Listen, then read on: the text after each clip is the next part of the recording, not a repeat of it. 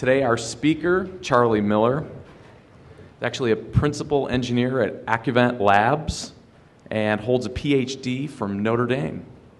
And the topic today, battery firmware hacking. So please join me in welcoming Charlie Miller. Thanks. Thanks for coming. Thanks for having me. I don't know about you, but I'm thinking about bailing early and seeing Steph and Esther's talk. So if we all want to do that after like 5 minutes, it's cool with me.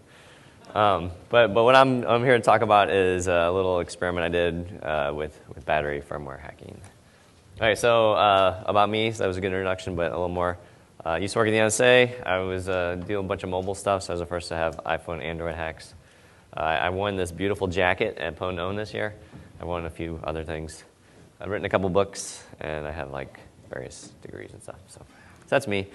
Oh, and of course, the most important thing is there's a InfoSuck comic that has my name in it. Although I don't really get it, but I don't know. Maybe it's because it's about me. Okay, so why did I get into this whole battery firmware stuff? So last year I came, and I give talks here a lot, but it's usually about some totally obscure part of OS X, or like in the greatest of all worlds, I can pop a calc on your Windows box or something, right? So I saw Barnaby Jack's talk about ATMs. I was like, that's really cool that that's something that you can just explain to your grandma or something, like, hey, that ATM, I can make money come out of it. And so I was like, I want to work on something that I could explain easily to somebody. So I thought for a long time, and then I came across this video on you can look it up on YouTube, and it's these guys, they tampered with the battery, of course, but they made the battery, this lithium-ion battery in their computer explode, and it's like, the video is crazy. The fire's just like, it's like off the screen and right where your hands would be, and I was like, wow, that's really cool. I wonder if a remote attacker could do that to a computer. So that was what I set out to do, was see if a remote attacker could get into your computer and make this happen. So the spoiler is I didn't do that. I didn't succeed in doing that, despite what you may have read in some of the blogs about my talk. So what happened? Well, you'll see. I think it's still an interesting talk, and I'll tell you all about what I did. What I managed to do was what you'll see is basically take over the battery and make it do whatever I want. But it's not like there's a button you push and it makes the battery blow up. If there was, I probably would have done it. But it's like there's like thousands of these parameters that you can adjust, and they all have different effects. And you have to charge it and maybe charge it a bunch of times. And I sort of didn't. And I work out of my house, so I didn't really want to have the thing blow up in my house. There was one time I was driving down the road, and I saw like fire trucks going the other way, and I was like, oh shit. And so I called my wife. I was like, hey. Well, first she answered. That was good. And then I said, go upstairs, and there's a computer in my in my office. Unplug it. So So anyway, it's a worrisome thing. But anyway, so I didn't. The spoiler is I didn't blow up anything, but I did do some pretty cool stuff. So this is what it's about. So what am I going to talk about? So basically, how smart batteries work in laptops, and then basically my story of I'm a software guy, so I didn't know much about hardware. I still don't know that much about hardware. So basically, like the story of me trying to figure out how this works and how I can change it and make things. And then at the end, I'll talk about like, so what, right? So I can change the battery. What's the effect of that? And that's the part I don't know so much about because, like I said, I'm a software guy. But it's possible that you guys could continue this work. Someone who knows more about this. Okay, so so when I first started doing this, I had no idea how batteries work and laptops charge the batteries and stuff. And so this is a little bit. I didn't know this, but just so that you guys have an idea of where I'm going. There's this document called the Smart Battery Specification, and it describes how smart batteries work and how they're charged and the whole system. And so this is like motivation for why I decided to look at the chip that's on the battery. So it says, safety, of course, is the primary design goal of the smart battery system. And then it says, blah, blah, blah. It says the primary intelligence of the system is inside the battery pack. So that means that you can take any battery you want off the street and plug it into your laptop, and it should work. So I don't care if that battery, is lithium ion, if it's nuclear powered or whatever. The computer should be able to talk to the battery, and the battery will tell it what to do and how to charge it. And so the brains of the whole smart battery system is on the battery, and that's basically what I went after. And so, and if you keep reading, it says, so the reason that they did this is the battery is in a position to know the most about what's going on. So it knows exactly how much capacity it has. It knows how much, what it was designed to do. It knows what chemistry it has. It knows, exactly how to charge it and that sort of thing. And so the smart battery is the key to the whole charging system. Okay, so the smart batteries, if you pull one out, and I'll have some pictures in a bit about what it looks like. There's a little embedded controller on it, and it talks to the OS and the charger, and it says things like, so the computer, and when you turn on your computer, it says you have 87% charge or something, right?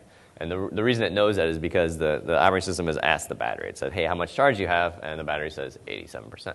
And some other, it's more complicated than that a little bit, but the idea is that it queries the battery.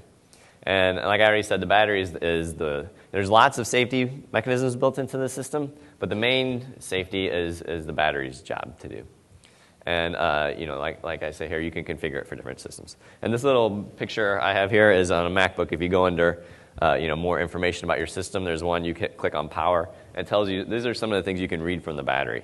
And this one is from this MacBook here, and it actually says the name of the chip.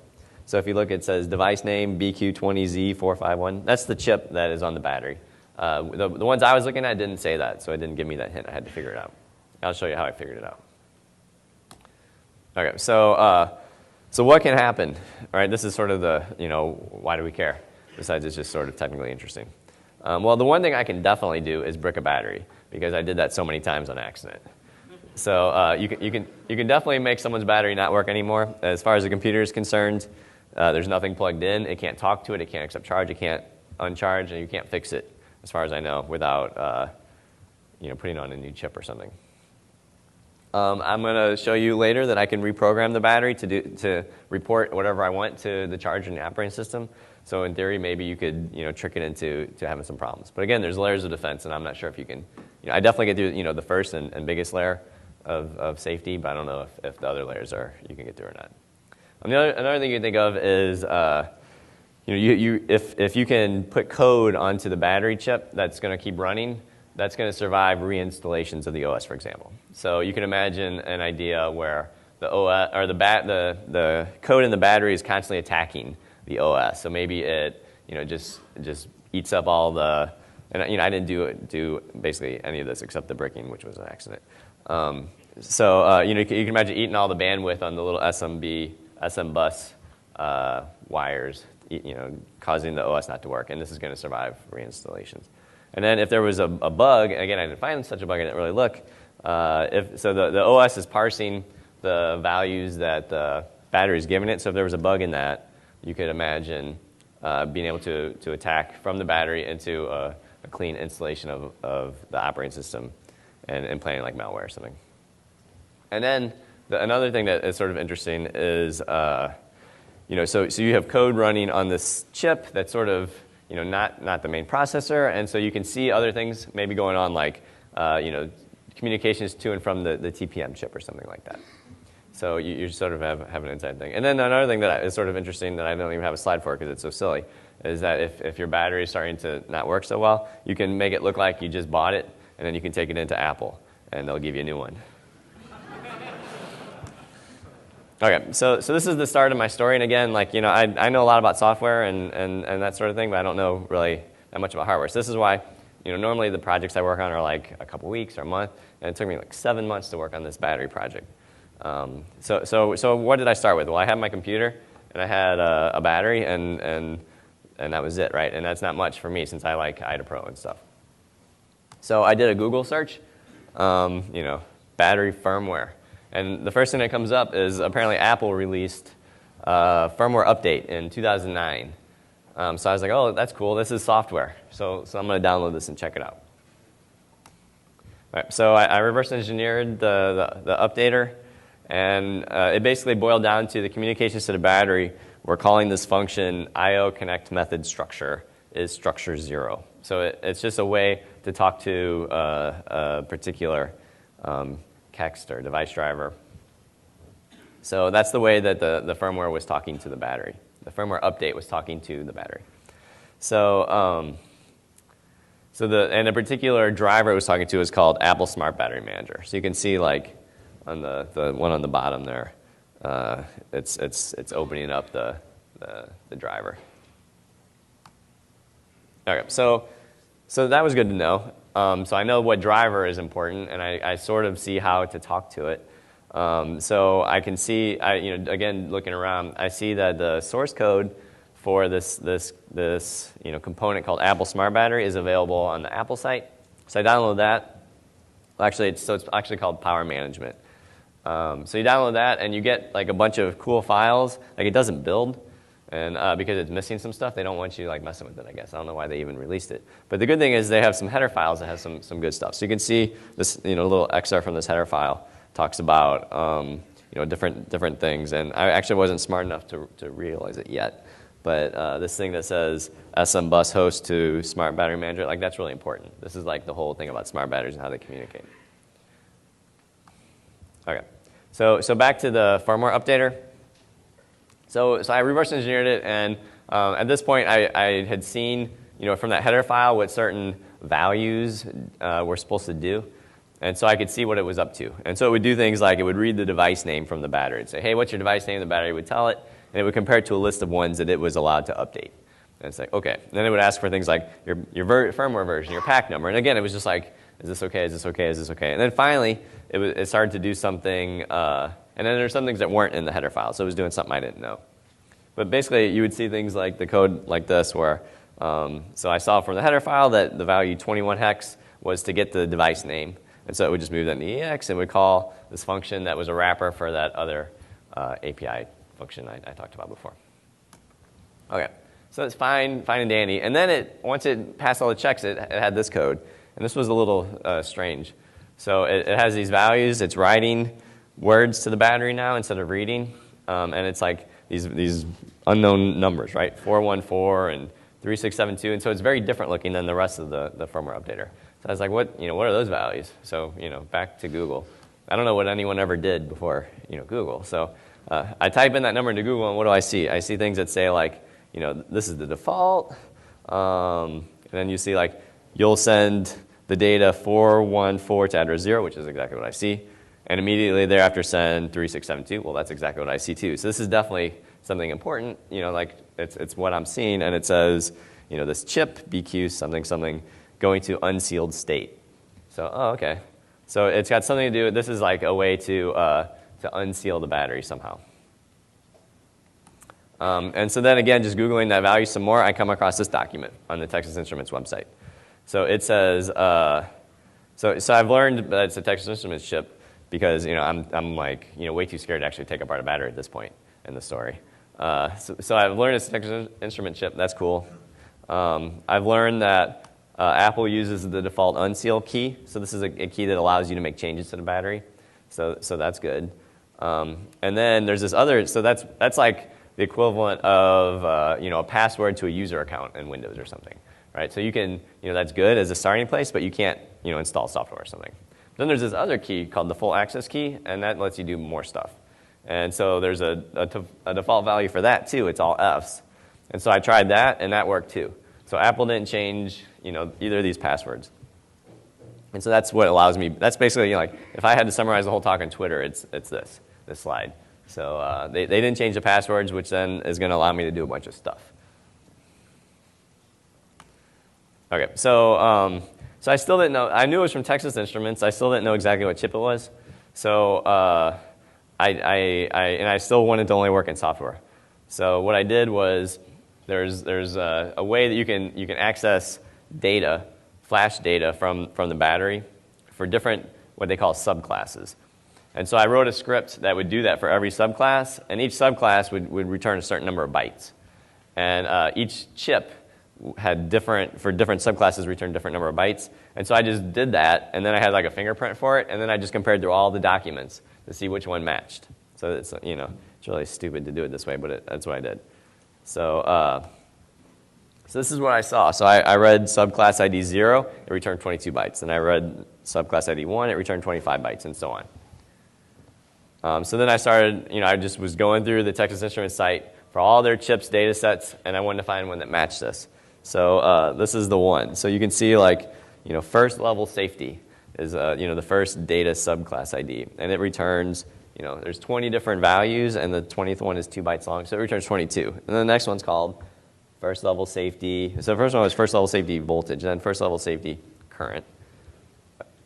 And then you can see there's 25. And so I keep doing this, and then the next one is first level safety temperature, and so on. And so eventually I see that all these values match up exactly with what I saw. So now I was pretty sure what the chip was. It is Texas Instruments BQ20Z80. So that's what I think the chip is.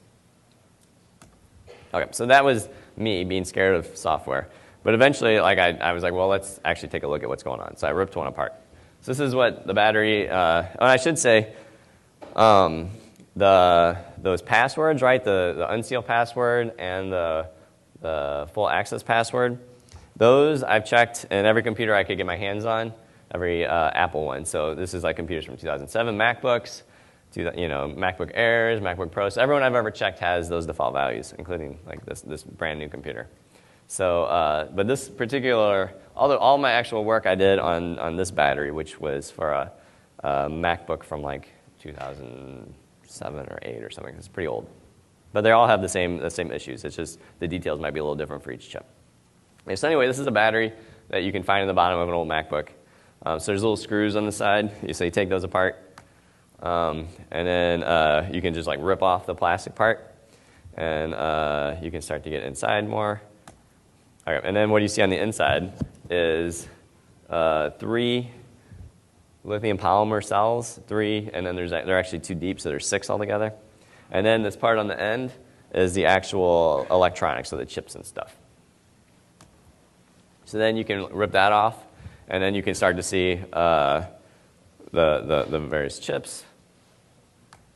All right, so then the electronics piece actually unfolds into like 2 separate boards, and so then you can start to identify the actual chips based on writings that are on it. So here you see a chip called BQ29312, and that's from Texas Instruments.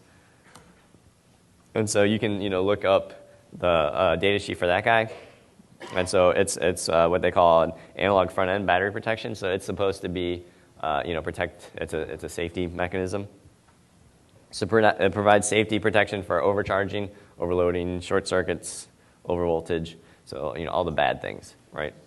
And it's not on, I haven't really talked about SM buses yet, but that's basically the channel that lets the OS talk to the battery. So the OS can't talk or the charger can't talk directly to this chip.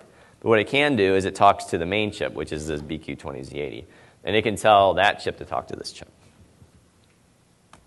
Okay, and then so these pictures are, Travis Goodspeed gave me these, and he's just like Mr. Hardware. It's like the opposite of me. So I didn't even ask him, he was just curious. Like when he saw my talk coming up, so like last week, he found a battery, he ripped out the chips, he put them in an acid bath and x-rayed them and did all sorts of the magic that he does. So this is what the chip looks like on the left, and on the right is a zoomed in version where you can actually see the logo and all that stuff. So it's pretty cool. Okay, so then you flip the board over, you can see the other 2 chips that are important. So one is the main guy, BQ20Z80, so that's the big chip. And then there's another smaller one called BQ29412. So start with the small guy first. So again, this is, so you saw, if you were paying attention in those data sheets, so it said first level protection. Those were the values that are communicated to that other chip we just saw. And then there were some other ones that said second level protection, and those are the values that are communicated to this little chip. So this one, all it does is provide overcharge protection. And again, you can't talk directly to it, but you can talk to the main chip, who will then communicate to this chip for you. And then so here's the main chip, BQ20Z80.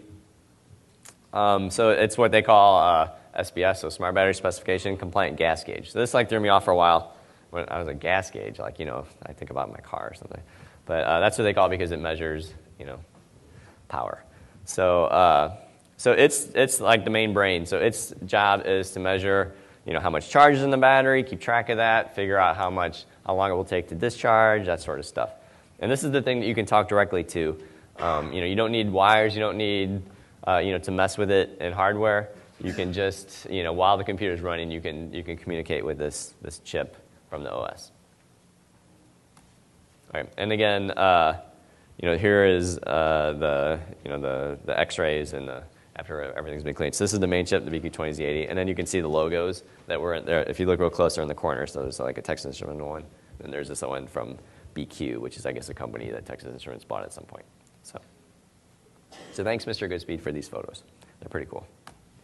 Okay, so now I already kind of knew what chip it was, and then I finally tore it apart, and I was like, oh, look, I could have torn it apart in like 2 minutes and figured out what chip it was just by like reading the inscription on the chip.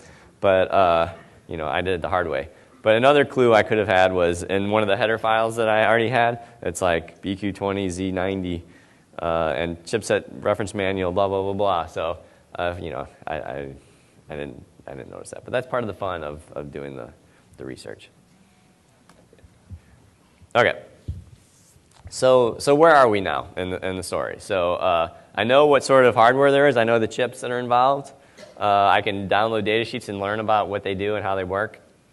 I've seen in the upgrade mechanism how you can, at least on the first level, how you can talk to the chip. And so I just need to learn more about how it works and how to talk to it, and then maybe I can get somewhere. Okay, so then I finally was actually reading the smart battery specification, and this is basically how your computer charges batteries. So there's 3 important parts. So there's the smart battery, which we've already kind of talked about. That's the guy in the middle there. Then there's the charger. This is the actual device that sends the charge to the battery. And then there's the host, and the host is like your computer or whatever. So this is the one that supplies it's the reason for the battery, right? So you can see exactly how everything works in this chart, and I'll talk a little bit more about this chart in a second.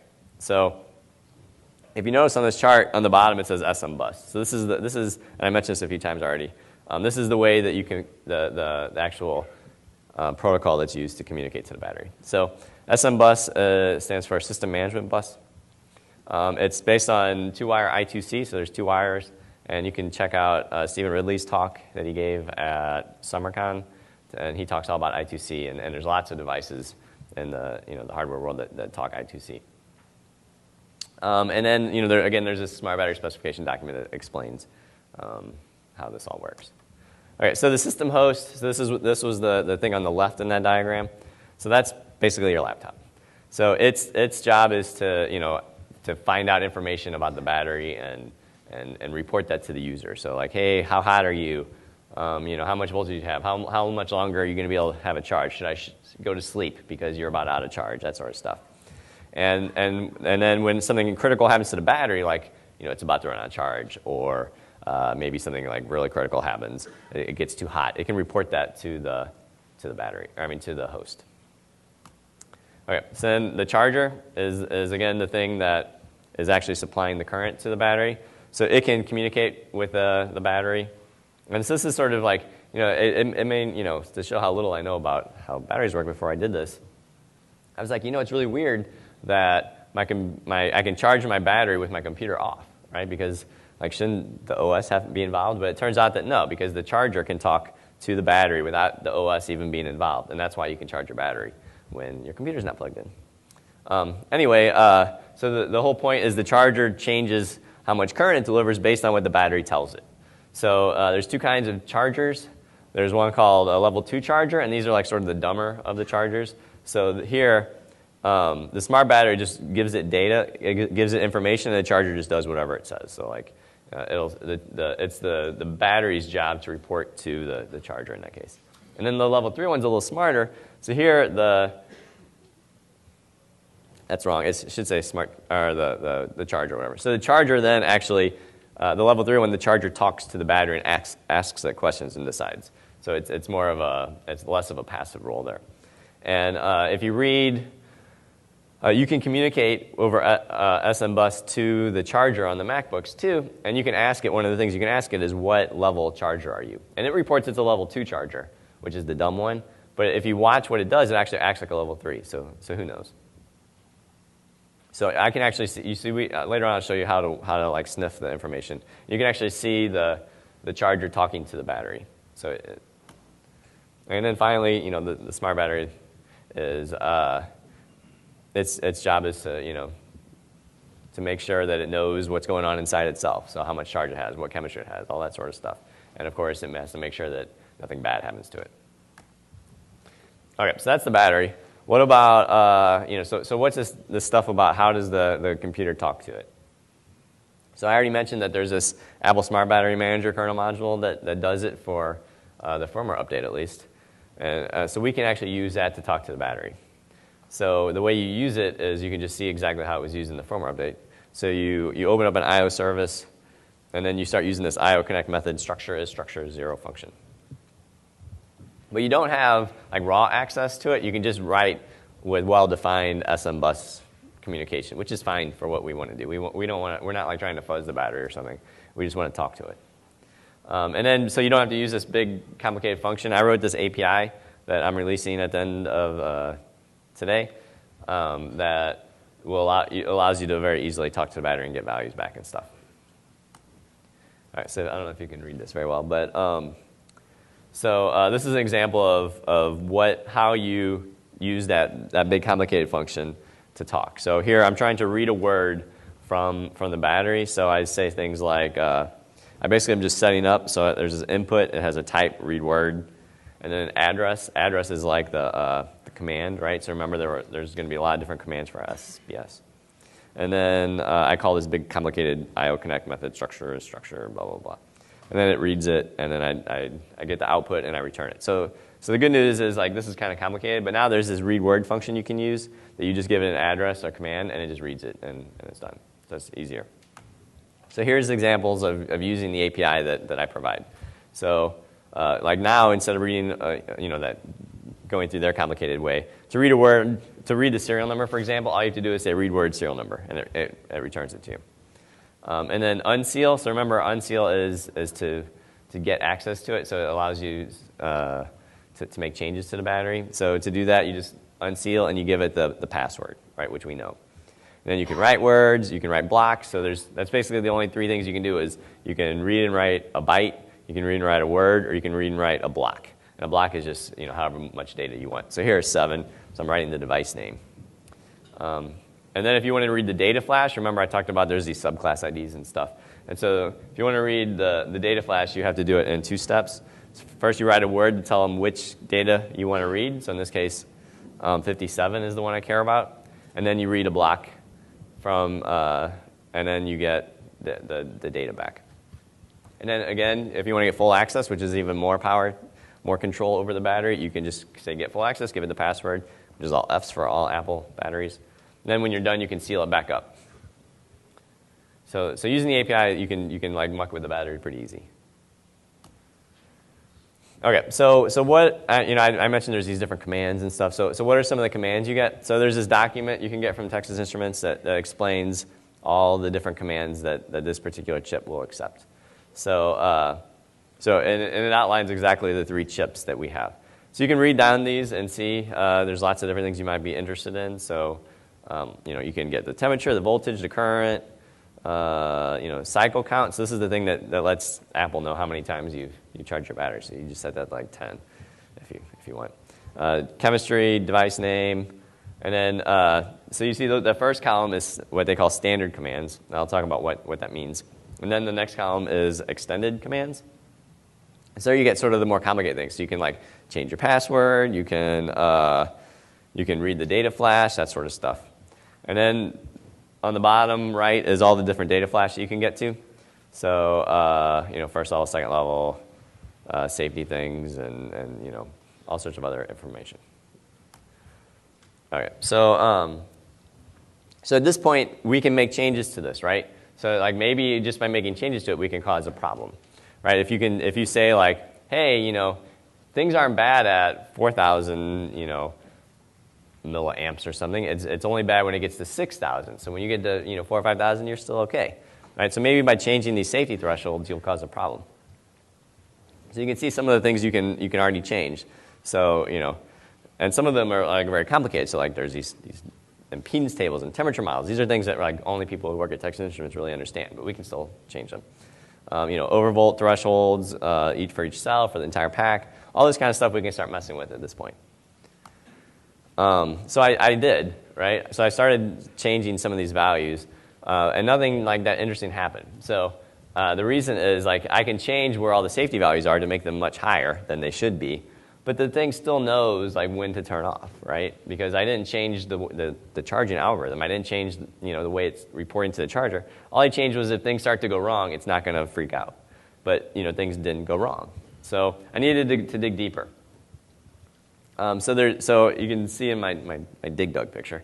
So there's unseal, which I've talked about, and then there's full access, which is a little lower, and then there's a level that's even lower called boot ROM, and that's really where like the really cool stuff is. I haven't mentioned that yet. All right. And so before I talk more about the different levels, I just want to take a little digression into the chemistry because this is something I thought was kind of cool that I found out. So I mentioned that these batteries you should be able to plug in. No matter what kind of chemistry they have, it should work. So it'd be kind of cool to know, to just tell it you had a different chemistry and how that would work.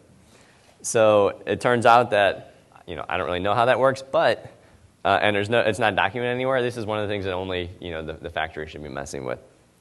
But you can actually get to it. So this is sort of a sneak peek at something I haven't actually talked about yet, but there's this evaluation kit that I'm going to talk about in a minute. But the evaluation kit can actually change the battery chemistry. And so you can watch and see exactly how the battery chemistry is changed, and then you can figure out what parts are important as far. You don't necessarily know what they mean, but you know at least which parts have to do with the chemistry. So if you sniff the traffic going to the battery, and I'll talk about how you do that in a second, while you're changing the chemistry, you see that there's it's doing these kinds of writes. So 52 bytes, it writes to this data flash subclass 83, and then 50 bytes 84, 20 bytes 85, and so on. And then there's 20. So and those aren't documented anywhere what those are. So the document that describes the chip, it acts like there's no such thing as subclass 83, but obviously there is.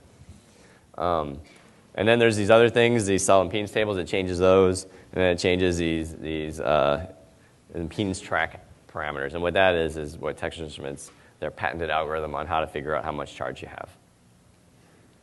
And so most of those values, I have no idea what they are. But one that I did at least figure out what it was supposed to be was subclass 83. So there it starts with a chemistry ID, which you can see what that was from the little, the GUI that I was using. And then it was a bunch of unsigned shorts. And so if you pull those out and graph them, you get this little graph whose value has to do, is very close to the numbers you see in voltage. So it's some sort of voltage graph, right? And so you can change that graph to look however you want, and that will represent some sort of way you charge a different kind of chemistry, and so that could cause some interesting stuff maybe. Okay, so now that I found that changing the chemistry has to do with these undocumented subclass IDs, it's like, well, I wonder what other ones are undocumented that they don't talk about.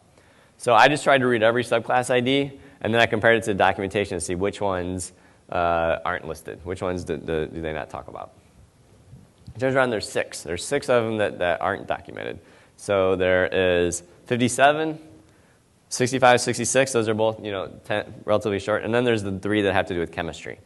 So and at the end you'll see at least what one of those other 3 are. So again, basically all the ones that are undocumented are actually really important, not surprisingly.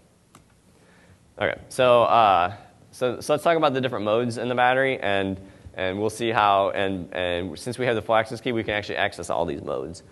And I think that the deeper you go, sort of the more havoc you can cause. Okay, so when it leaves the factory, it's in sealed state. And so that means you can't do anything to it. It's the way that all of your guys' batteries are on your laptop right now. So you can only query it for information, and you can only query you remember how there was the 2 columns? There was the standard ones, and then there was the extended ones. So you can't talk to the extended ones. You can only talk to the standard commands. And you can only read them. You can't write to them. So it's, it's just the most basic access. You can't change anything. But if you have the unsealed password, which we do, then you can move on to the unsealed mode.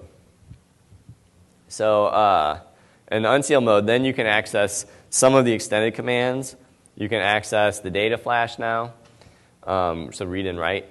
You can access some of the standard commands you can read and write too.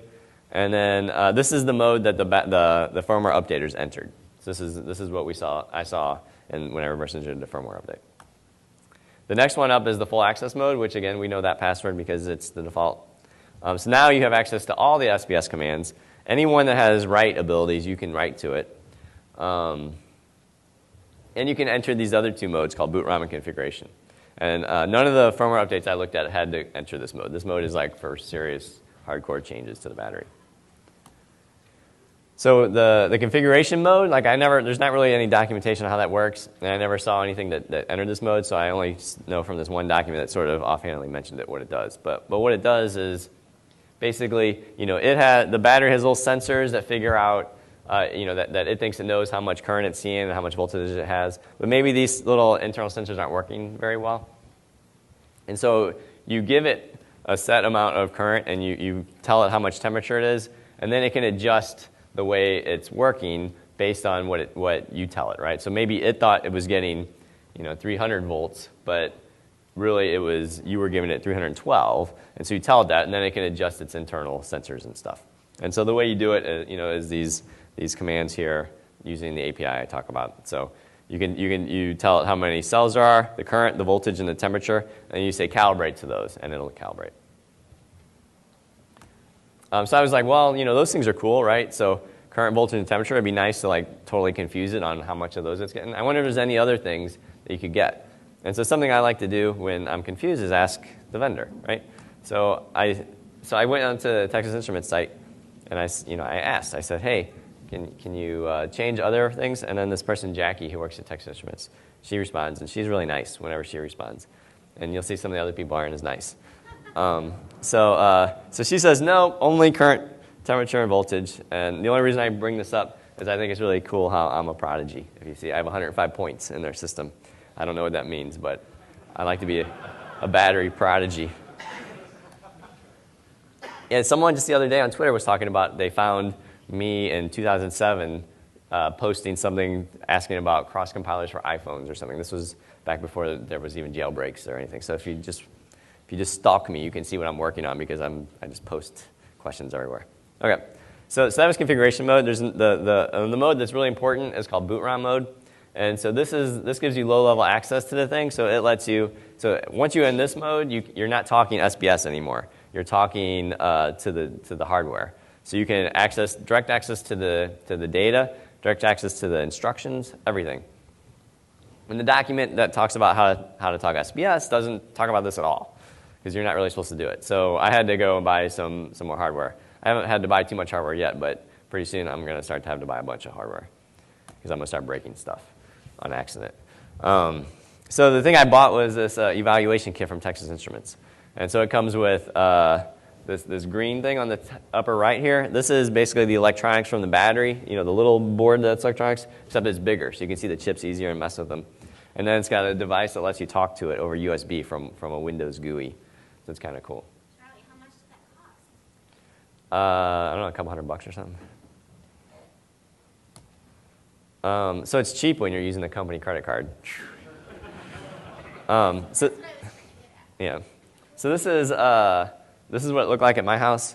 So you have to hook up. I ripped some cells out of a battery and plugged them all in, and this is what it is. And then if you see in the upper left, actually, there's something I got from Radio Shack, and I would go into Radio Shack and ask them about batteries and how they worked and how you could overcharge them and stuff. And those guys weren't helpful at all. They didn't know what I was talking about. Anyway, so this is what it looks like, and then there's a cable that runs to your computer over USB, and it allows you to talk to the chip. And so this is really useful. And then someone was asking what that little guy is at the beginning of this slide. So this is their little, Clippy, their battery guy for Texas Instruments is this little dude, and so I liked him. So this is what the software looks like when you run it on Windows. And this is what the screen looks like. So this allows you to do things like, talk SPS. So you can change values, you can read values. The things on the bottom are like, bit fields, and breaks out the bit fields for you. That's sort of nice. Teaches you how to do things. And then here you can press the data flash button. And so here's all the data flash values. You can read them or write them or whatever. And then, of course, I was like immediately like, pro mode. Yeah, I want that. So I press that. It says, like, this system is only for advanced users. And obviously, if I'm a prodigy, I'm allowed to do that.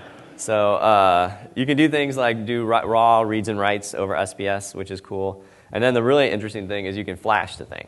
So this is something I want to know how to do, is flash the device, because I want to change the firmware. So the evaluation module comes with like 1 or 2 different firmware files, and they're in what they call SREC files. And so the idea was, okay, well, I'll sniff over USB what it's doing when it programs it, and then I'll know how to program it on the Mac by just talking to my API. So what are these SREC files? So SREC files are what Texas Instruments says are encrypted firmware files. And so if you break out the way that it decrypts it, it's like XOR. It's to give them some credit, it's not just like XOR 1 byte. It's like XOR a byte and the previous byte. So it's sort of like iterative. It's pretty fancy, but it's still just XOR. So anyway, so you can take one of these SREC files, and then you can see what's in it, and there's some like header stuff, and then there's the full data flash and the full instruction flash, and then some checksums. Okay, cool. So then what I did was I wrote a PyDebug script to sniff the USB, and then I could see exactly how the programming worked. I could see when I said to program a raw, write 4 bytes or whatever, I could see how that was, and so to make sure I was doing it right and all that sort of stuff. So I just sniffed it, and I watched it program it. So I made sure that when it's on the boot ROM level, this is when you want to read a word, you have to send command 8, right, command 4, and so on. So I'm basically reverse engineering the protocol at this point for boot ROM, because I don't know how it works. So then I'm like, well, now that I know a little about it, let's go back to Google. So I Google for SMBus, boot ROM, read 8, write 4, which is basically all I know. And it pulls up this document that talks about the ROM API. And that's exactly what I need. This exactly tells you how to write, how to communicate to the battery when it's in boot ROM mode.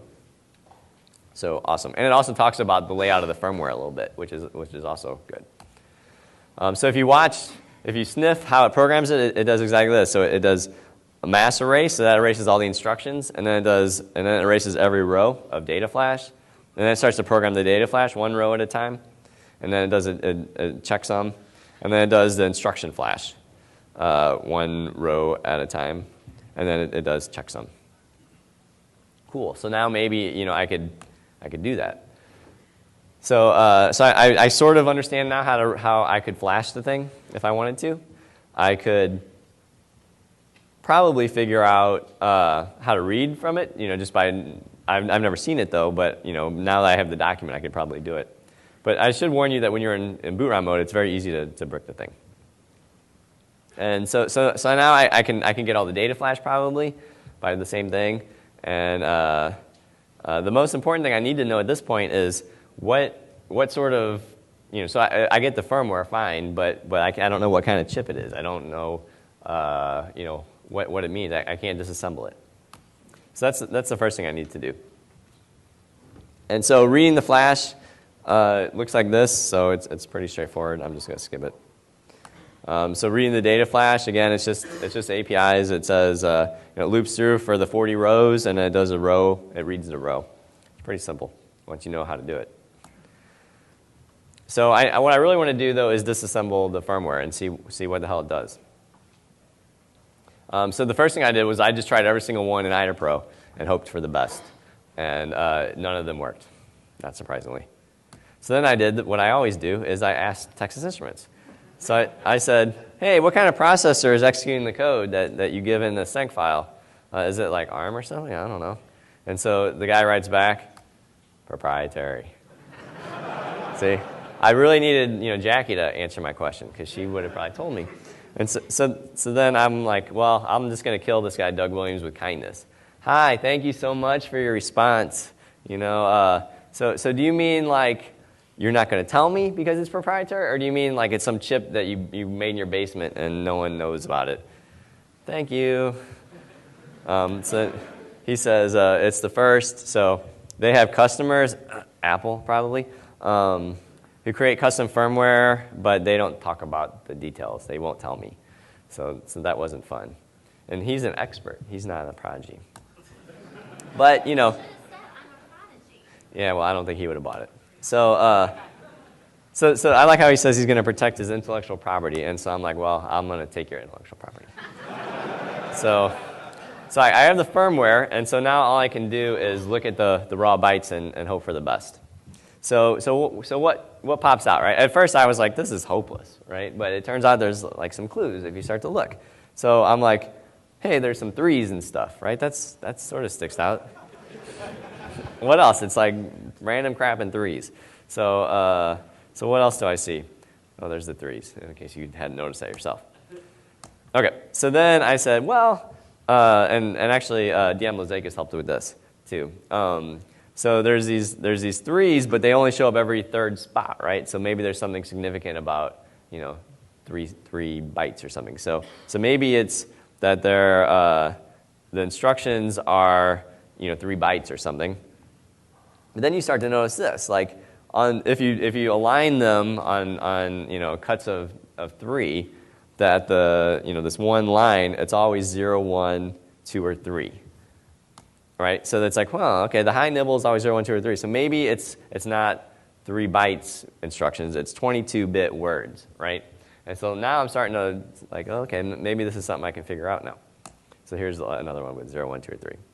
So I'm getting some clues into what it is. And I didn't need Doug Williams or whatever his name was to tell me. And then if you look at the very bottom of the firmware, there's some more interesting stuff. So it ends with 23FFFF, and then there's a bunch of 3FFFFFs. So there's the 23, and 3F. So like, you know, that makes me think like, you know, that 23FFFF might be something important, right? So any guesses on what the last instruction in firmware might be? I think I heard it. So what if it's a return, right? That's how I would end a function. So I looked for 23FFFF throughout the firmware, and sure enough, I see it sort of scattered about, which is what you would expect to see with returns, right? So I'm pretty thinking like, yeah, maybe that's a return, and then, you know, I don't know what the 3FFFs are. Any ideas what that is? What would you put after the very last function?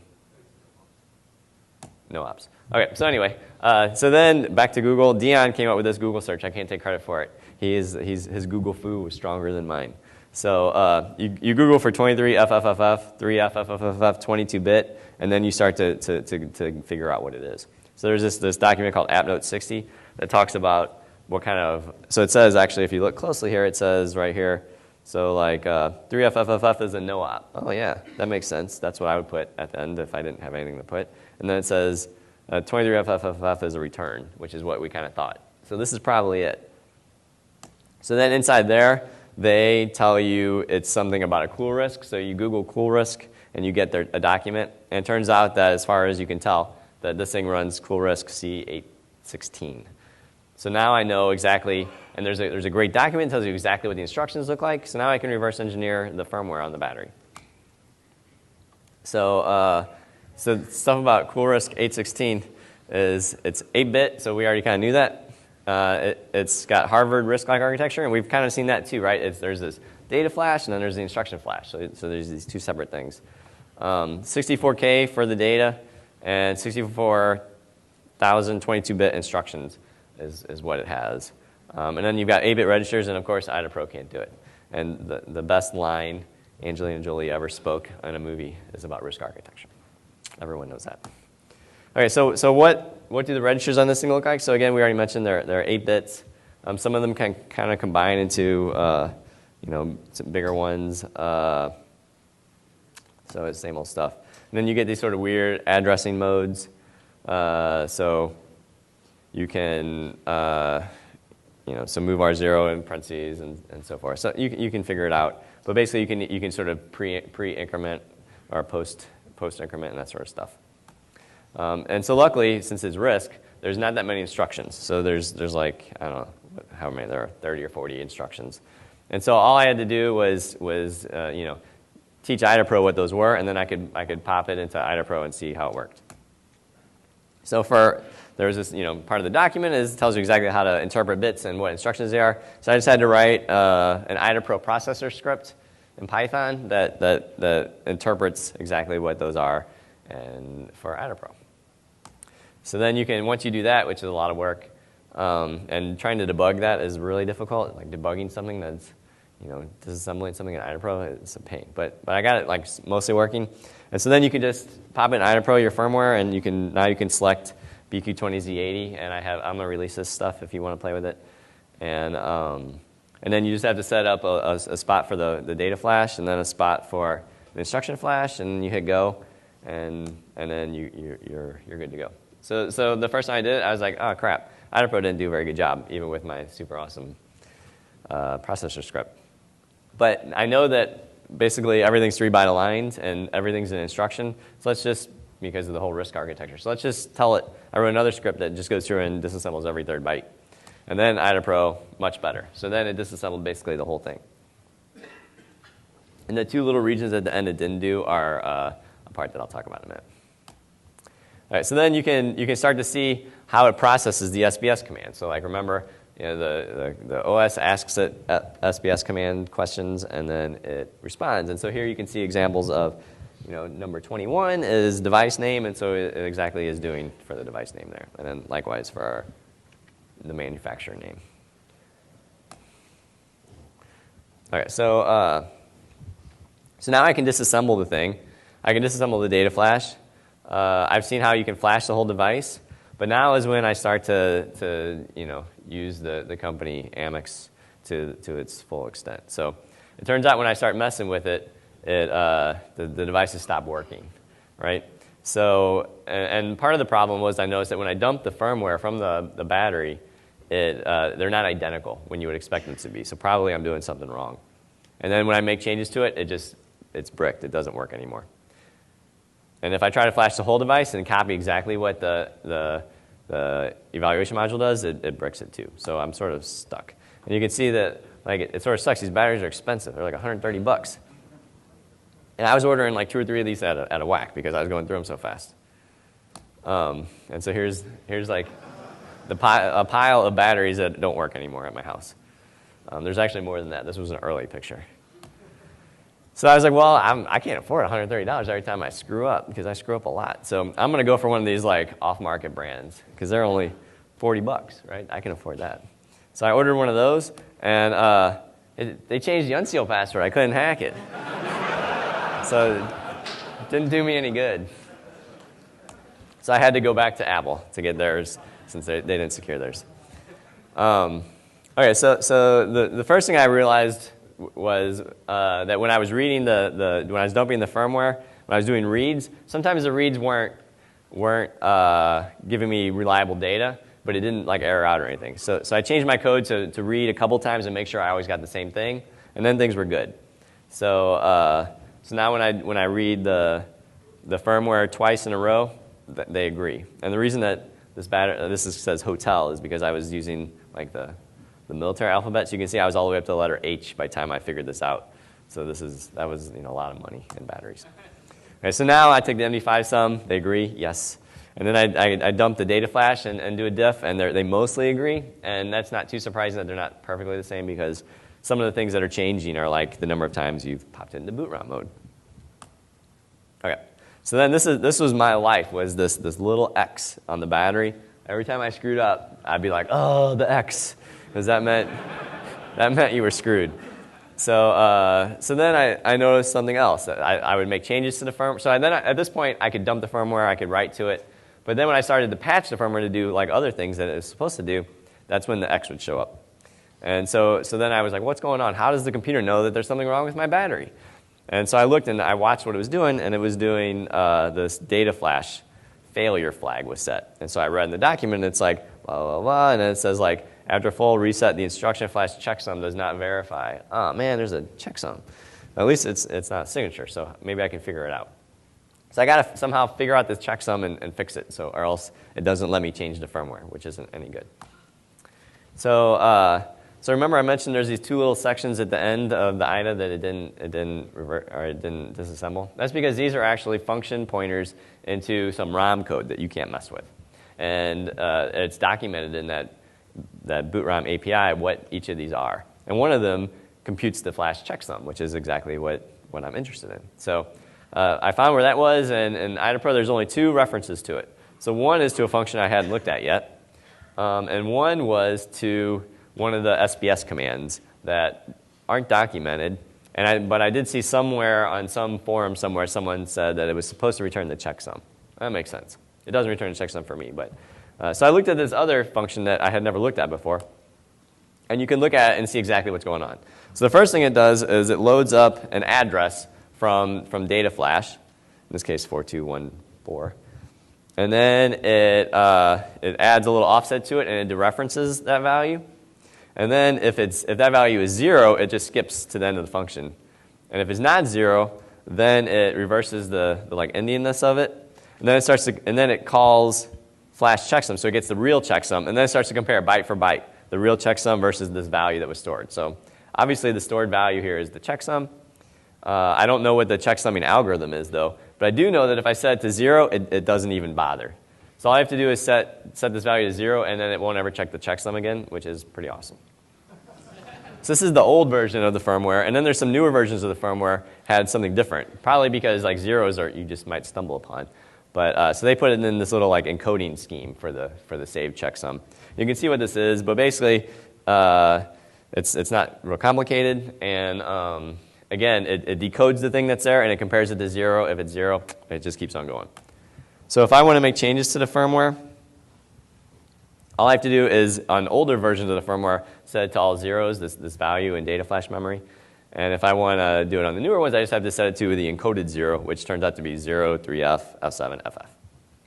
And then there's maybe some other ways to do it. But the bad thing is that you have to do this in boot ROM to get raw access to the data flash, which I'm scared to go in boot ROM because I always torch my batteries. So it turns out there's a way you can do it without going to boot ROM, which is much nicer. So if you can just dump all the data flash once, then you can, if you call each of the SBS commands to read the data flash, you can figure out exactly which addresses you get for each data flash command. And so you can actually find where the checksum is stored. And it's actually returned by one of the SBS commands. And it's one of the undocumented ones. See, I told you the undocumented ones were cool.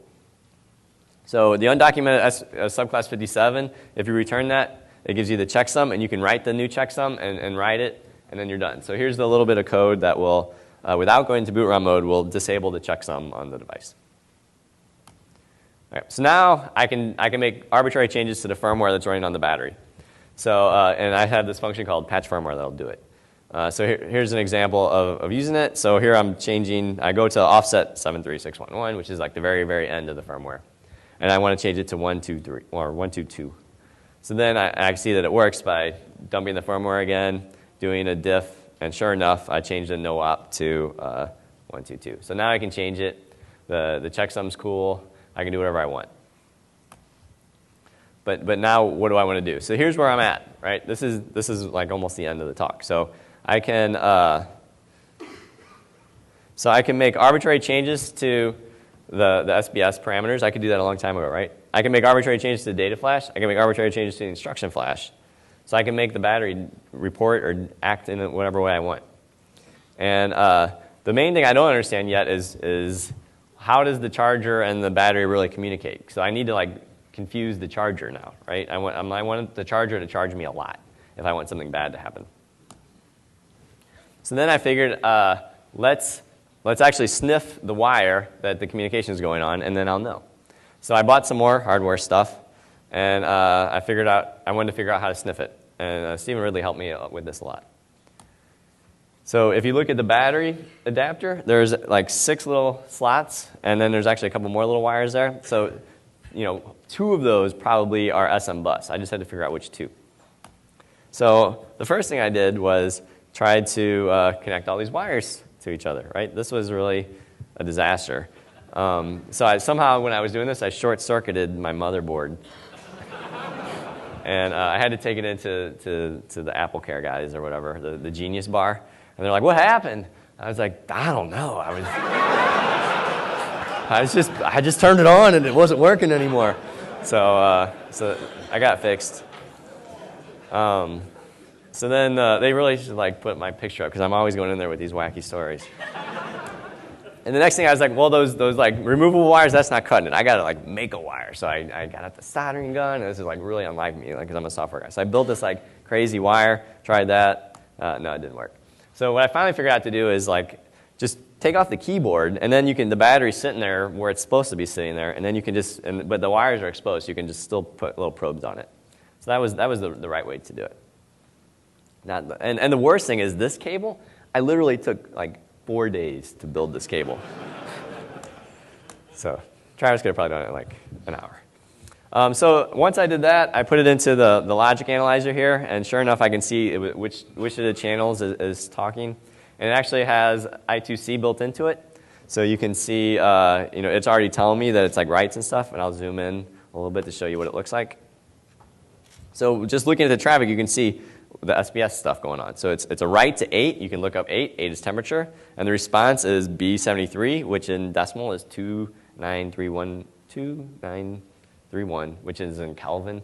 And so you can convert that to temperature, Fahrenheit, so 67. That makes sense.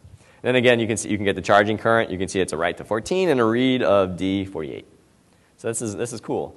The problem is if I want to run it for a long time and see what's going on, like this, I don't want to be like taking notes off of this tool. So I got this other thing called the Beagle sniffer, which is like really cool. So here's how you hook it up. The thing it took me a while to figure out was you have to actually plug the grounds onto something, otherwise it doesn't work. So then you get a GUI that looks like this, and so you can see again it's a write of 16, a read of 80, a write of 8, a read of OB87, all that stuff. All right, so then I sniffed for an hour and watched what it did with the laptop off. So this is only the charger talking to the battery. And so I see it only queries these few things: battery status, temperature, charging current, voltage, battery mode, relative state of charge, main capacity, and full charge capacity. So these are the only things the charger ever asks the battery. And the only ones that ever actually change while it's charging are the temperature, makes sense, the amount of current that's being delivered, the voltage that it has saved up, the relative state of charge, which is like 20%. It's a number between 1 and 100, or 0 and 100. And the remaining capacity, so how much it has left. So these are the only things the charger cares about. So my idea was, well, why don't I have the firmware lie about these values? See what happens. Here's a graph of those values over time. So not surprisingly, the voltage goes up, the amount of current goes down, eventually to 0. Okay, so here's basically the end. So I can do whatever I want to the battery, and I'm not sure what that lets me do. So I can clearly brick the battery. That's a cinch. I'm a pro at that. And then I can make the battery firmware lie to the charger and the OS. And then you could, in theory, attack the OS from the firmware, although I didn't really do that. So here's an example if you want to brick it. So if you want to brick someone's battery, here's code that'll do it. So all you do is do a mass erase of data flash, and then run back into, tell it to seal itself up again, and then you're screwed. And then the really mean thing is, like, you could do that and ruin their battery, and then when they put in a new one, you could do it again. But I wouldn't do that. So what about these firmware changes? So it'd be cool to change those, and that's what I did. So the things I changed are things like remaining current, full charge capacity, voltage, and these are all SPS commands that happen to be between 3 and 16. And there's one function that actually handles that. And it looks like this. It's just a big switch with cases and stuff for each one. So you can see, like, compare to F, compare to 17 or whatever. It's a nice little graph. So this is in the firmware of the battery. So I want to make changes. So I'm going to say, well, instead of when you ask for remaining capacity, I'm going to tell you manufacturer date. And when you ask for full charge capacity, I'm going to tell you the serial number. And the reason I'm going to do that is because the manufacturer date and the serial number are both things I can write to. They're both words, which is the same thing that remaining capacity and full charge capacity are. And they're never queried by anybody, so no one cares that I'd change them. So I can set them to whatever values I want. And then the charger will think that the remaining capacity is something that it's not. And then it might overcharge it. So this is what the firmware looks like for F to 10, which is the two things I want to change. So then I can just start patching it, like you would expect. And so to patch it here, all I do is I add to the value that they're switching on, and then I jump to the case that I wanted to jump to. And so the result is I ask it what the remaining capacity is, and coincidentally, it's exactly the same as the manufacture date. And same thing for full charge capacity. So then I can do the same exact game for changing the relative state of charge to be the time remaining. So I can do this to all the values, and I did. So this one's a little more complicated because before, the case statement was only for the exact two I wanted to change. Now it's like it's a big case statement for everything between 5 and F, but I only want to really change one of the values. So I have to sort of compare and then jump and do some more coding. And I can reuse that extra space that I made from the last bit. So here's what the patch looks like. Kind of going fast now. And this is what it looks like after. So this is before, this is after. So now it compares to 9, which is another value I want to change, goes off and does something different. Compares to D, which is the one I really want to change, goes off and does something different. The rest, it does what it was supposed to do before. All right, so now what happened? So I changed that. I made it all constant values, so no matter how much charge you deliver, I'm at 50%, I need more charge. So what did I see? So I can set all the things to arbitrary values, whatever. I can change them on the fly, right? Since I can just write to, say, manufacture date anytime I want. So I can change it like every second. I can make it go up or whatever I want. But when I do this, I didn't actually blow up the battery, of course. But what I did notice is I do have effect on the amount of charge that's delivered. It's not like an easy out, like I do this and it does that, but it definitely changes. I just, the algorithm is not super easy, though, how it does it. The one thing that might save the day is there's these thermal cutoffs on the batteries. So these are little, chemical fuses that when things get too hot, the little chemicals melt down and then you can't charge it anymore.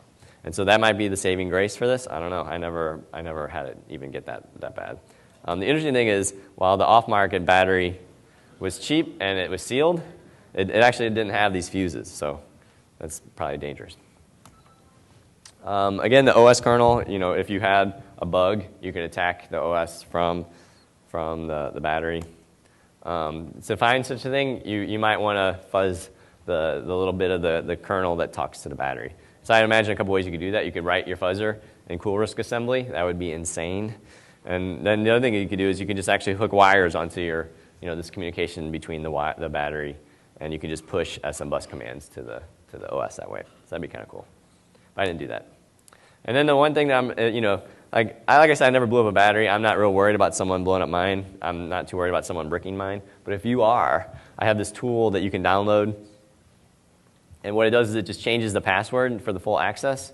If you're really paranoid, you could change the unseal password too. But I didn't. So what this does is it changes the full access password to something random. No one knows it anymore. No one can get it. The bad thing is you can't reverse it. So if you change your mind, it's too late. You don't know the password anymore. And if Apple ever released a firmware update, then it would not work if it needed full access mode. So those are the bad things. And the thing that's really bad is, A, I wrote it, and B, I've only run it on one computer ever, this one. But it works great on this computer. So keep that in mind. So you can download that. I have the source code in the binary. You can just run it once. And basically, it's not brain surgery. You just change the password. Okay, so the slides, I have a white paper that has a lot more details about all this stuff. And the tools, like the caulk gun, and I have the firmware dump, I have IDB files, I have processor scripts, everything is all available at this URL. So feel free to download that, ask questions. Thanks to all these guys who helped me out at various points in the talk. That's it. Thanks.